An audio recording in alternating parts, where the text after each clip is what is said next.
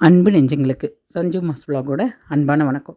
இன்றைக்கி நம்ம பார்க்க போகிற டாபிக் என்னன்னு பார்த்திங்கன்னா, இன்றைய காலகட்டத்துக்கு ரொம்ப ரொம்ப அவசியமான ஒன்று என்னென்னா ஃபேமிலி டைம்.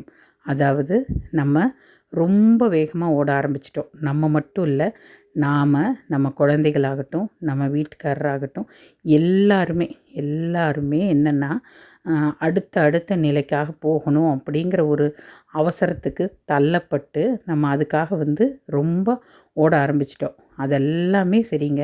ஆனால் எத்தனை ஒரு ஓட்டமாக இருந்தாலும் ரொம்ப ரொம்ப முக்கியமானது நம்மளோட குடும்பம் இல்லையா? அதனால் முடிஞ்ச வரைக்கும் வாரத்தில் ஒரு நாள், அதாவது ஞாயிற்றுக்கிழமைனா மோஸ்ட்லி குழந்தைகளை ஸ்கூலுக்கு போகிற, காலேஜுக்கு போகிற, இல்லை ஒர்க்குக்கு போகிற குழந்தைங்க யாராக இருந்தாலும் அந்த சண்டே ஒரு நாள் தயவு செய்து எவ்வளோக்கு எவ்வளோ முடியுமோ அவ்வளோக்கு அவ்வளோ ஃபேமிலியோட அட்டாச்மெண்ட்டாக டைம் ஸ்பெண்ட் பண்ணுங்கள். ஏதாவது ஒரு டாபிக் எல்லாருமா உட்காந்து பேசுங்க, முடிவெடுங்க, எல்லாருமா உட்காந்து சாப்பிடுங்க.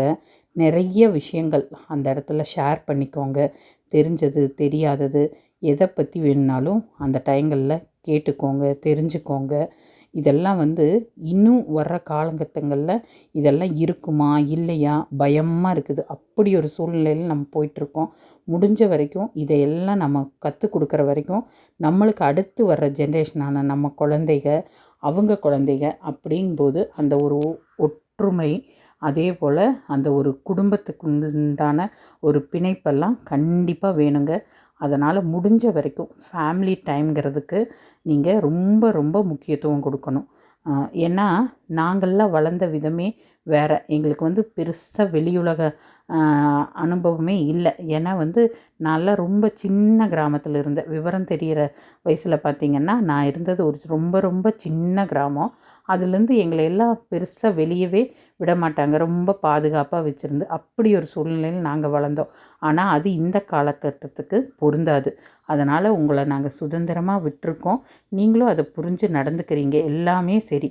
ஆனாலும் நம்ம ஃபேமிலி டைம்ங்கிறத ரொம்ப மிஸ் பண்ணிகிட்ருக்கோம். முடிஞ்ச வரைக்கும் நம்ம எந்த அளவுக்கு நம்ம கலந்து நம்ம எல்லாம் ஒத்துமையாக பேசி ஒவ்வொரு முடிவும் எடுக்கிறோமோ அந்த அளவுக்கு அந்த முடிவுகள் எல்லாம் சக்ஸஸாகவும் இருக்கும்.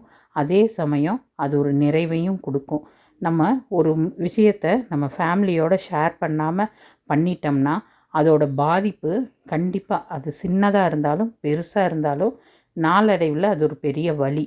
அதனால் முடிஞ்ச வரைக்கும் ஃபேமிலியோட டைம் ஸ்பெண்ட் பண்ணுங்கள்.